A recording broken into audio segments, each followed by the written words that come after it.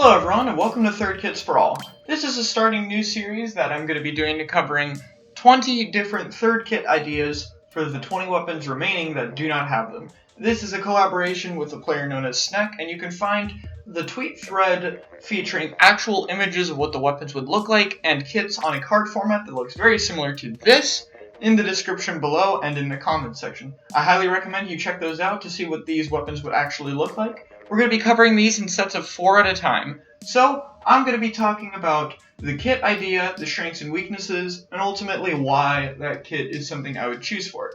We're going to be covering 4 weapons at a time, and again, there are 12 Sheldon's picks and 8 Kensa weapons. This would leave a total, if they were actually added, of 24 Sheldon's picks and 24 Kensa collection weapons. 48 weapons total in the game, each having 3 kits, which I think would be cool. So, let's get into it, and I'll cover the 4 weapons we have this time. So the first part is Sheldon's picks. So we have 4 different weapons from our buddy Sheldon over here, and the first one would be known as the Comet Blaster. And the Comet Blaster is obviously a variation of the regular blaster here, and it would come with this kit right here of Splat Bomb and Ultra Stamp with 190 points for special. Now, this would be a very aggressive kit with Blaster and have a good deal of strengths. First of all, a Blaster really likes Splat Bomb. If you didn't know in Splat 1, CRB had Splat Bomb, and it was one of the defining things about it. Splat Bomb is overall a really great sub-weapon, but for blasters it helps a lot. It gives it something it can use to poke when it can't really push in. It helps make up for paint a bit since it has something to do. Instead of going around painting the map, it can harass people with bombs. And then Ultra Stamp is definitely a great special for blasters. Say I'm going in here, I'm about to fight someone, I miss someone up close, I can just pop Stamp, get a kill here, maybe go in, throw the hammer, and just overall be able to have something that can push in better with it. So the strengths, this would overall be the best kit for Blaster, since both of Blaster's kits right now are pretty lackluster, since both the specials and subs are more lacking. This would be a stronger sub and special than the other kit. And overall it would give it an insane frontlining power, since the kit and main weapon is super good at slaying and could overall be very useful as a frontline. However, it doesn't make up for Blaster's lack of painting overall, and it still just doesn't make up for that, really. It's still a blaster, and Blaster's still not the best weapon right now, though it's solid. With a good kit being put into it, it could rise quite a bit, but you would still need a comp that could make up for the fact that it is a blaster, and make up for the lack of painting for the weapon, and I think that kind of kit could definitely give more reason to use the regular blaster over the range, or just another weapon in general, and could spice up frontline just a little bit. Moving on from frontline here, we're going to be talking about the 96 gal. Now, the 96 kit is actually based off of an old Splatoon 1 Sheldon's Picks weapon known as the Berry Splattershot Pro, which unfortunately will never be in this game since Kensa Pro exists. But back then, that was a weapon with Suction Bomb and Suction Bomb Rush, because back then, if you had a bomb launcher, it would be the same bomb as your sub-weapon, while in this game it's the opposite, it has to be a different one. So it's going to be a kit based on that. It's going to be 180 points for special, and it's going to come with Suction Bomb and Splat Bomb Launcher. Now, while I could have chosen either to be the sub, I chose Suction Bomb for a variety of reasons because I think it would be better.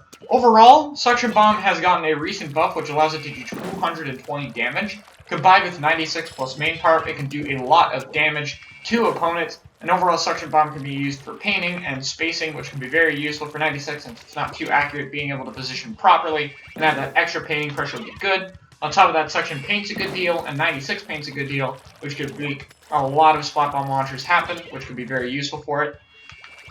Having a Suction Bomb and a Splat Bomb launcher, actually 2 of the regular bombs together, isn't really a thing that exists on any weapon kit either, and could give it a nice option. Overall, it's just a really good sub-weapon for 96. Now, Splat Bomb Launcher is a bit faster than Suction Launcher, and actually isn't on too many weapons right now at all, so it might take me a bit to find one. But it has some overall really good strengths to it, because the special is very fast to throw out a lot of bombs. Splat Bombs are great for pressure, for painting, and overall are just really useful for combat. And recently, all bomb launchers and a few other specials have gotten a very nice buff in which they can now substrafe with it, so if you wanted to use Splat Bomb in combat with your 96, say try to combo together, it's easier because you can substrafe with the special now, when before that was one of its flaws. So overall, this makes the Berry 96 one of the best painting weapons in the entire game, with both sub, special, and main weapon painting insanely well and having a good distance. It also has a good kill time because of the main weapon, and bombs can help it space and poke other weapons having similar range as it.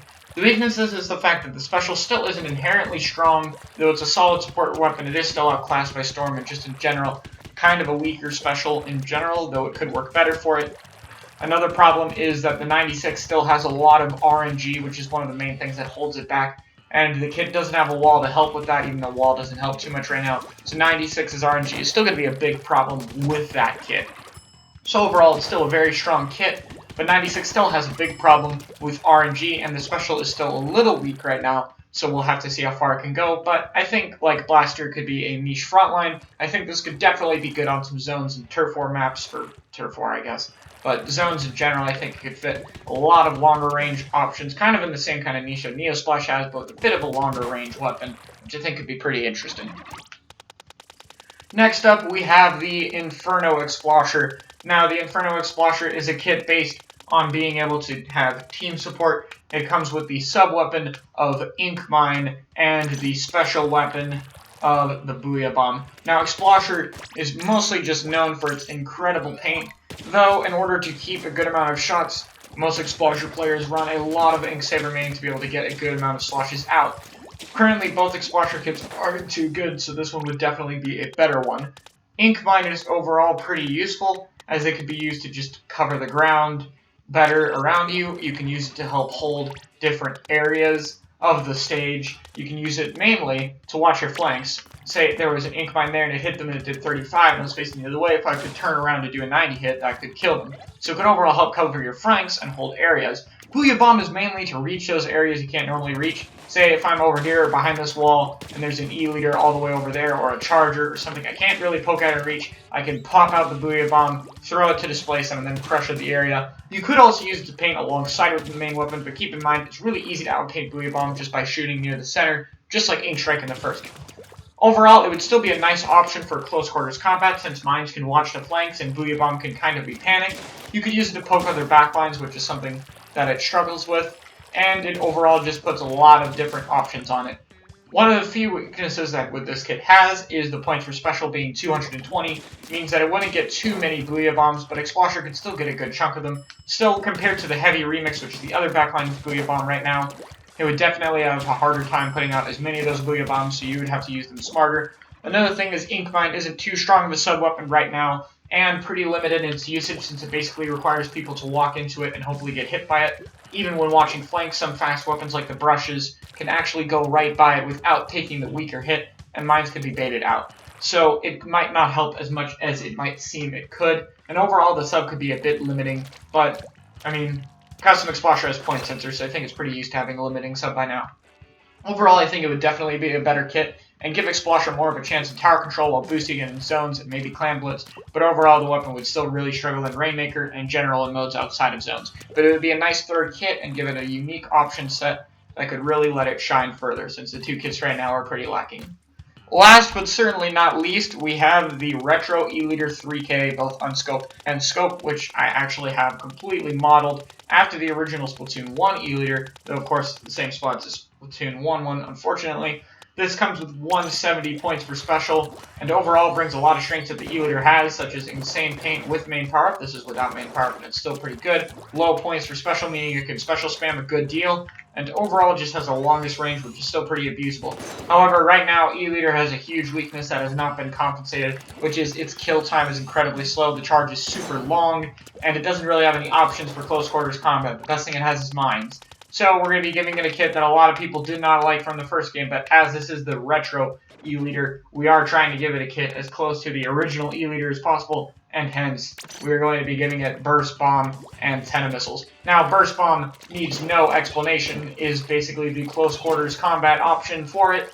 However, it's much weaker than in the first game, as Ink Saber substacking is 33% weaker than it was in the first game, and Burst Bombs, obviously, you can't throw 4 of them like in the first game, and damage up doesn't exist, so it wouldn't really be as busted as you would think. A lot of people think the Burst Bombs with E-Leader would be busted, but I think Grim is a good example for it. Just because something was really good in Splatoon 1 doesn't mean it's really good with Splatoon 2. It's the same thing here. A Burst Bomb plus an E-Leader tap shot isn't going to kill or anything.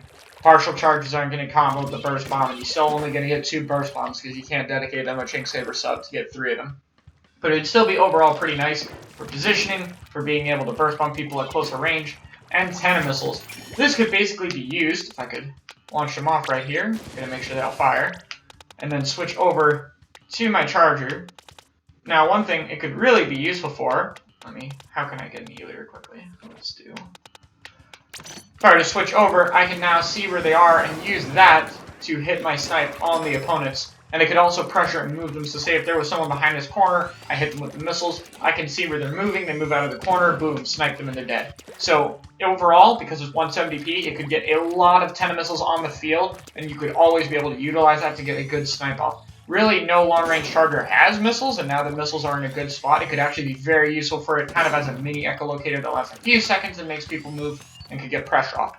Overall, this would definitely be the biggest pressure tool of backlines, with burst bombs to be able to poke in close quarters combat, allowing you to position more aggressively, E-liter's insane range, and now frequent 10 missiles to force people out of hiding and put them out into your charge to be able to get the kill. Now, weaknesses, this weapon is still much worse than the splatter scope, and while burst bomb and 10 missiles are pretty good, it's definitely not on par with splat bomb and stingray. So it would really have to depend on how well E-liter can be pushed to take advantage of that range. For example, having someone play it who is not me and can aim properly with it could definitely help that case, and it would overall be a better option more for zones and clan blitz rather than TC and Rainmaker, since TC and Rainmaker are pretty much dominated by Stingray, and 10 missiles wouldn't be too good an option to try to replace it, and there's not really any good midline Stingray weapons. But overall, it would definitely fix one of E-liter's main issues of being able to defend itself much better than with its current 2 kits, and the special would still be very good for putting on constant pressure. And because main power plus special charge up, which is most E-liter builds right now, would work very well for spamming 10 missiles and being able to take advantage of that, I think it would definitely have an interesting niche that could see a lot of use. And that's all the 4 weapons. Next time we'll be covering for the part 1 of the Kensa collection, so there'll be 4 more weapons there. You can let me know what you think are coming up next, and I'll be covering those as soon as the Twitter post is made. Again, if you want to find the thread, you can find it both in the description and comments of this video. Let me know what you guys think of these kits, what you want for other weapons, and what you think is coming next. And I'll see you guys in another video. Thank you. Bye-bye.